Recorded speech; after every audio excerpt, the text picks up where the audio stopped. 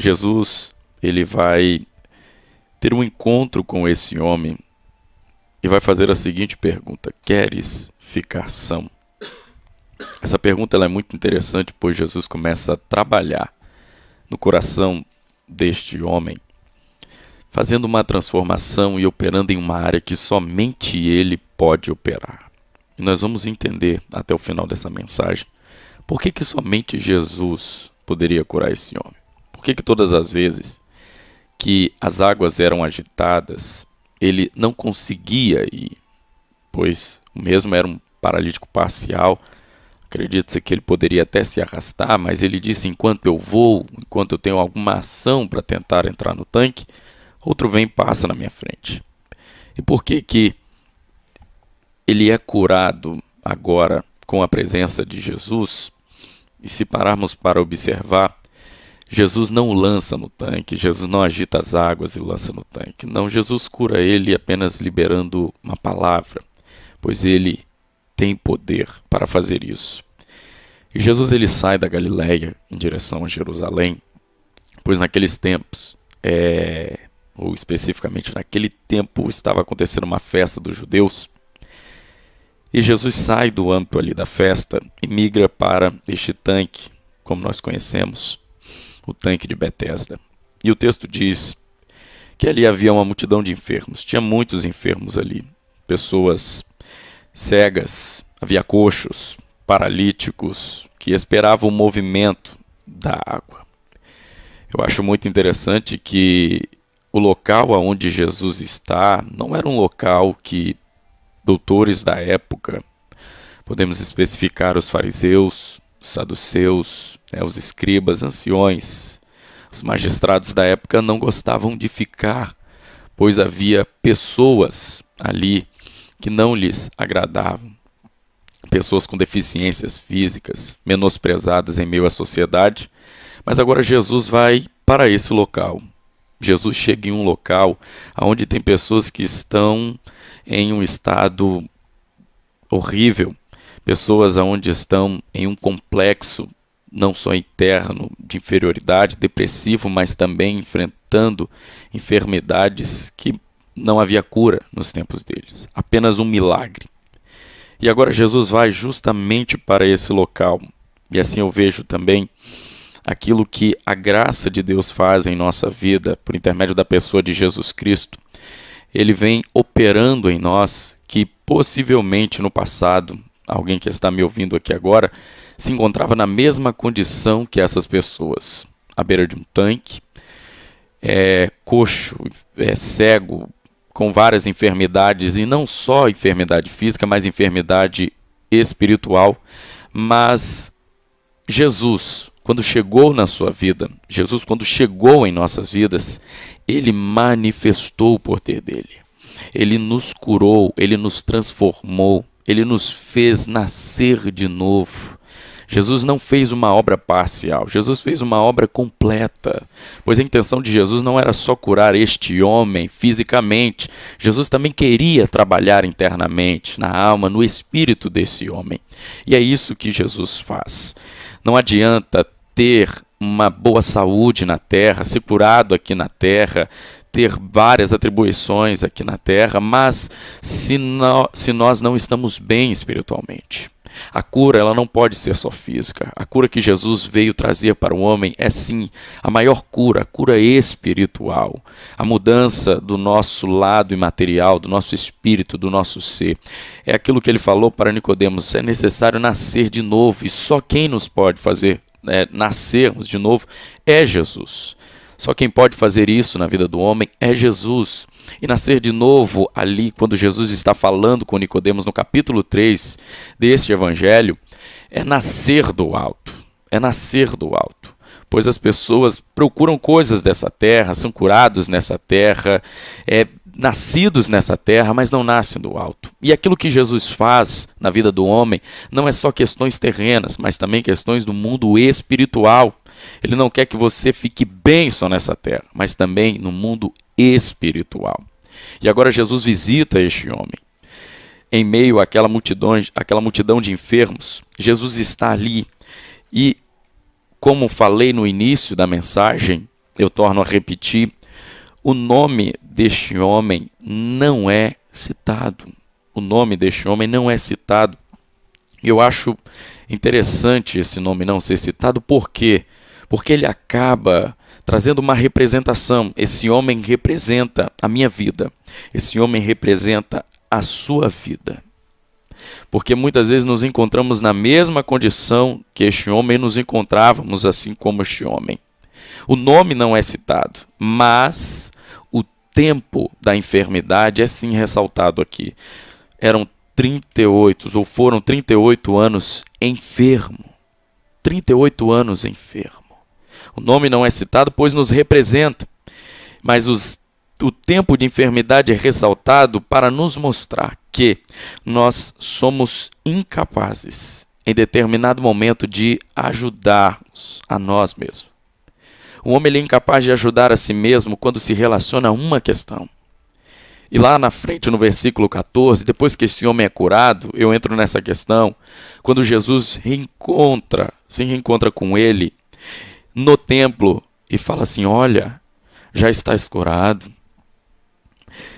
não peques mais, para que não te suceda coisa pior. Ou seja, o pecado ocasionou isso na vida deste homem, essa enfermidade. E a coisa pior que Jesus está falando não é somente uma enfermidade mais agravante do que a que ele enfrentou durante 38 anos. É sim a condenação, é sim a morte eterna, aquilo que já não há mais solução quando o homem parte e entra para o inferno. E Jesus está dizendo, não peques mais para que não te suceda coisa pior. Ou seja, se 38 anos foram 38 anos dolorosos para a sua vida, imagine se você pecar, o que mais pode acontecer? Então você não tem noção. Então a minha orientação é de Jesus falando para aquele homem, vai e não peques mais. E quando é algo relacionado a pecado, não tem como o homem tentar se limpar. Porque quem purifica o homem de todo o pecado é Jesus Cristo. Quem transforma o homem, lava ele, lhe dá vestes novas, tira ele da imundície, é Jesus Cristo. E quando nos sentimos fortes bastante, ao ponto de falar, não, eu posso mudar a minha vida, eu posso resolver essa situação da minha vida, permanecemos na mesma situação. Pois esse homem ficou 38 anos, pois ele tentava resolver algo da sua vida que ele não conseguia. Ele não conseguia, entrar ano e sai ano. E a pessoa continua na mesma condição. Por quê? Está querendo fazer aquilo que é para o Senhor fazer. Está querendo usar uma força que ela mesma não tem. Certa feita eu estava na casa de um pastor conhecido meu, que hoje já não reside mais aqui no nosso país. Ele mora na Espanha, e quando eu estava na casa dele, tinha um jovem lá, e ele falou assim, Gustavo, eu vou passar para a igreja, só que antes de passar para a igreja eu quero mudar algumas coisas, eu vou mudar isso, vou mudar aquilo, vou parar de fazer isso, quero ajeitar a minha vida, depois que eu já tiver tudo certinho, depois que eu já ajeitar algumas coisas, eu vou parar de fazer isso, aquilo, outro, aí eu passo para a igreja. E eu pensei comigo, falei, mas se o homem ele tem a capacidade por si só de já começar a se limpar, de se mudar, de fazer tudo, então como ele precisa de Jesus? E por incrível que pareça, esse cidadão até hoje ele não conseguiu ainda passar para a presença do Senhor, pois ele está tentando acertar a vida dele até hoje. Então não tem como, tem questões na nossa vida que só Jesus vai poder trabalhar. Só Jesus vai poder mudar. E aí nós ficamos como o povo de Israel, no livro de Juízes capítulo 1. Você vai ver do versículo 1 ao 27, a Bíblia dizendo que o Senhor era com Israel. Aí depois a Bíblia diz que Israel se sentiu forte.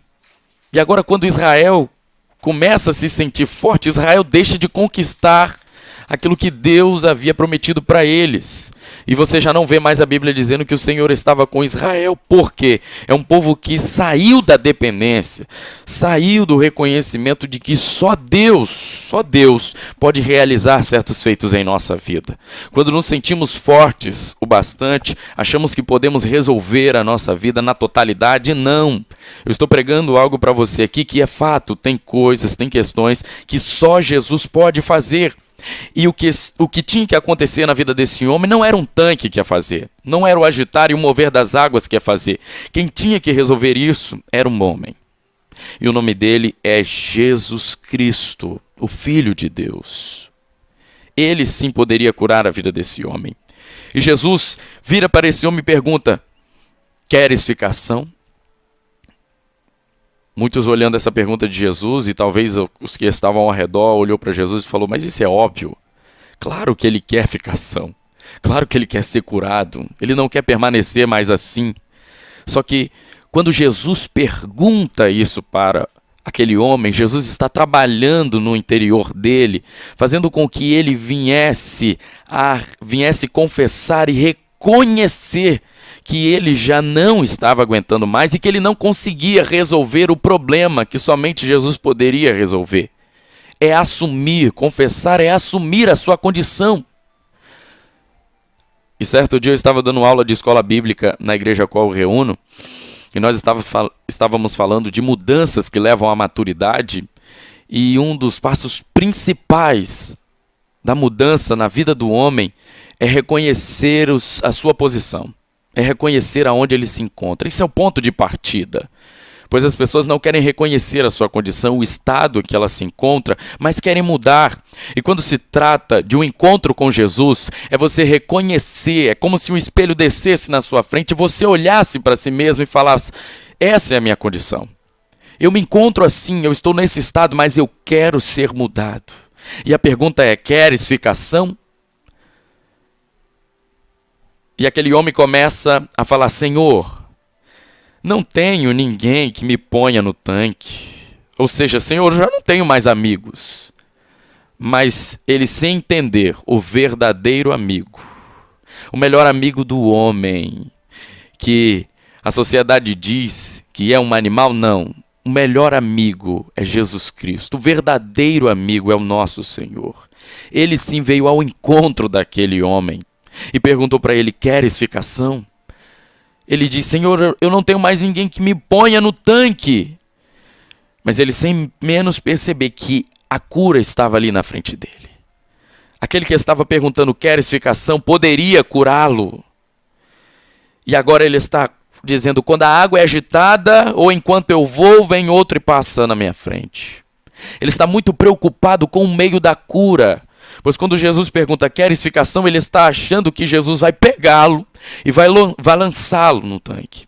Vai pegar ele, colocar no colo e colocar dentro do tanque e ordenar a água se agitem. Não!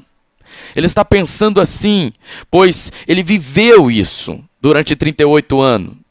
Vendo as águas sendo agitadas, vendo pessoas sendo curadas, e ele acha que vai ser da mesma forma, pois achamos que Deus tem que agir de forma padrão, mas não.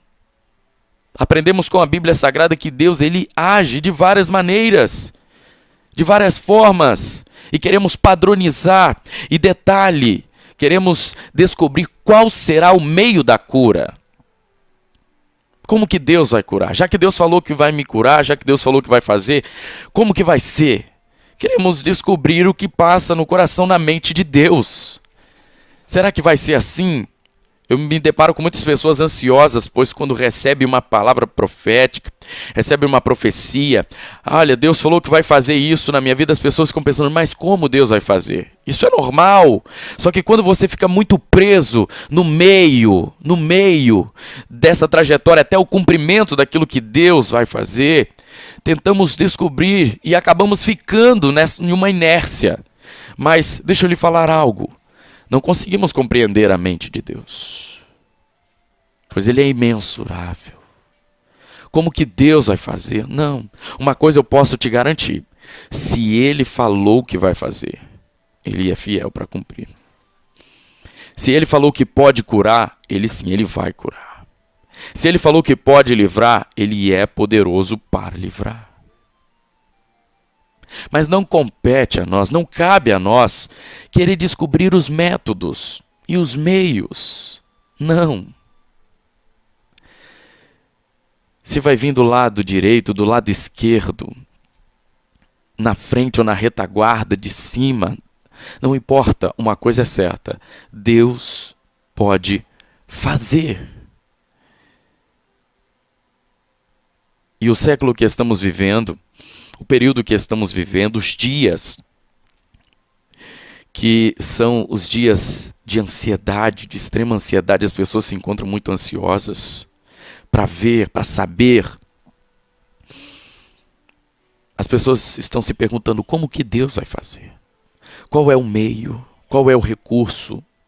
Isso não cabe a mim saber. A pergunta de Jesus é: você quer ficar são? E qual é a resposta? Sim, Senhor, eu quero. Ou não, Senhor, mas e como o Senhor vai fazer? Vai fazer a cura me jogando no tanque? Vai me pegar no colo? Vai mexer nas minhas pernas aqui agora? Não, não, não, não, não. O meio não cabe a mim, é você tentar descobrir, pois Deus sabe como agir. Uma coisa é certa: Ele pode fazer. Então talvez você que está me ouvindo aí agora, a pergunta do Senhor é: você quer ficar são? Gustavo, estou passando por uma enfermidade física. O Senhor está perguntando: você quer ficar são? Gustavo, estou enfrentando uma enfermidade espiritual que for ocasionada pelo pecado. E o Senhor está perguntando: quer ficar são? Eu quero te curar. Você quer ficar são?